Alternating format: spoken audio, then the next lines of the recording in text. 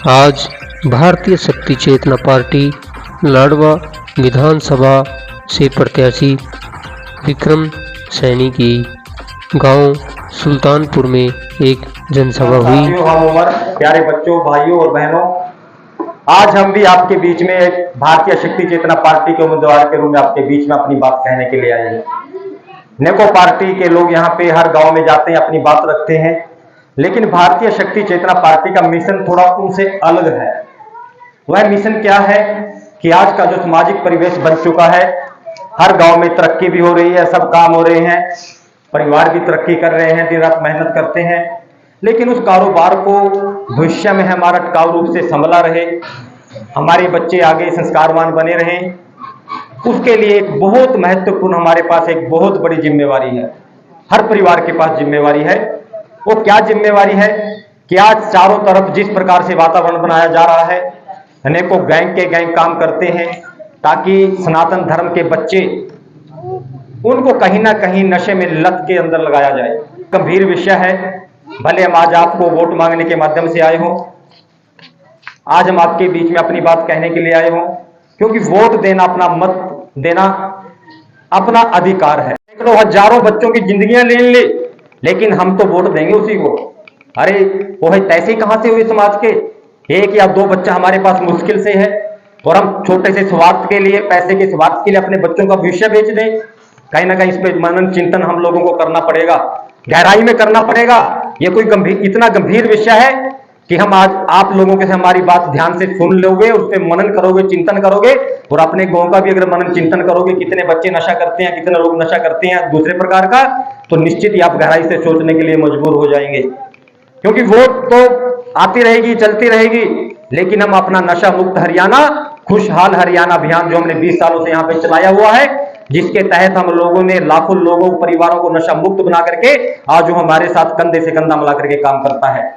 और इस भारतीय शक्ति चेतना पार्टी की सबसे बड़ी खासियत यह है कि इसके बैनर तले समाज का हर जाति वर्ग का व्यक्ति हमारे बराबर में चलता है, साथ बैठता है, ये एक परिवार के रूप में काम करता है। यहाँ जात बरादरी का कोई नाम निशान नहीं रखते।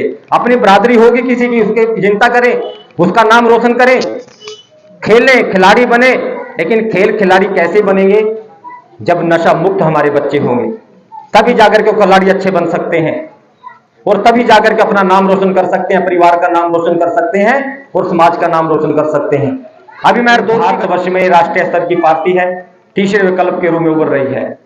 हमारा जो सबसे मूल उद्देश्य है, समाज को नशा मुक्त बनाना, मांसाहार मुक्त बनाना, चरित्रवान समाज का निर्माण करना। बाकी काम उसके बाद में है।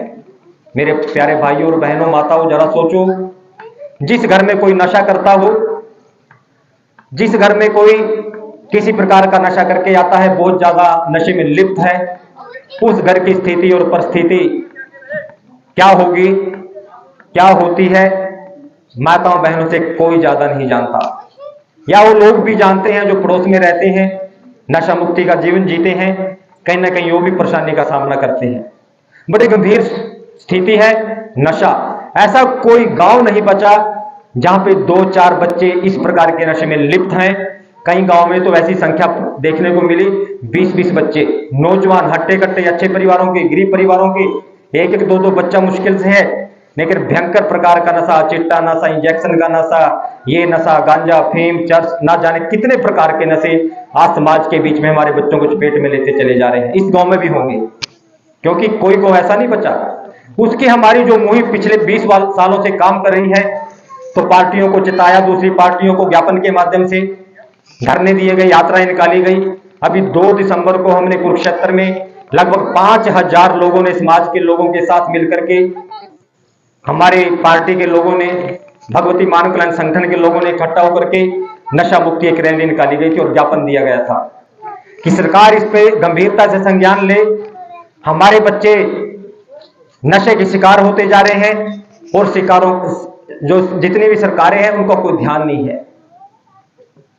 और ध्यान इसलिए भी नहीं है, आज इलेक्शन का दौर है, कल का प्रचार आखिरी दिन है, बीच में एक दिन रहेगा 4 तारीख, और 2 दिन से गाड़ियां बड़ी बड़ी पार्टियों के पूरे गांव में घूम रही हैं, गलियां पार दी गई हैं, लोगों को पकड़ लिया गया है। इस गली में दारू आपने बांटी, इस गली में दारू आपने बांटी। बांटने पैसा दिया जा रहा है और लोग पैसा ले भी रहे हैं, दारू भी ले रहे हैं। आखिरकार एक बार तो सोचने का प्रयास करें, जो पार्टियां केवल सत्ता हथियाने के लिए, जो पार्टियां हमारे बच्चों का भविष्य नर्क बनाने के लिए और परिवारों का भविष्य नर्क बनाने के लिए हमारे बच्चों को नशा देकर के वोट लेने का प्रयास करें, क्या वो हमारी हितैषी हो सकती हैं? क्या वो हमारा भला कर सकती हैं? क्या अगर हमारे बच्चे ही गंभीरता से नशे में शिकार हो जाएंगे तो किस काम के रहेंगे? उनको कुछ भी सुविधाएं दे दो, नौकरी दो, आखिर करेंगे क्या वो? सबसे पहले नशा मुक्ति होना बहुत जरूरी है। और एक तरफ भारतीय शक्ति चेतना पार्टी के घर घर जाकर के हमारी बहनें जा रही हैं डोर टू डोर। अब तक हम लाखों लोगों से व्यक्तिगत मिल चुके हैं। एक ही बात आती है माता बहनों की, बहुत अच्छा कार्य कर रहे हैं, बहुत अच्छा कार्य कर रहे हैं।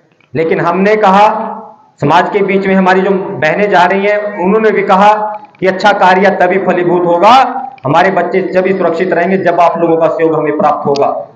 क्योंकि हम तो आप बोल के चले जाएंगे, आज हम पार्टी के माध्यम से आपके बीच अपनी आवाज रखने के लिए आ रहे हैं और पार्टी के बाद में हमारा फिर वही 24 घंटे काम शुरू हो जाता है। घर घर में जाके लोगों को जागृत करना, आरती करना, दुर्गा चालीसा का पाठ करना, सनातन संस्कृति को पुनः स्थापित करना, निस्वार्थ भाव से समाज के बीच जाते हैं।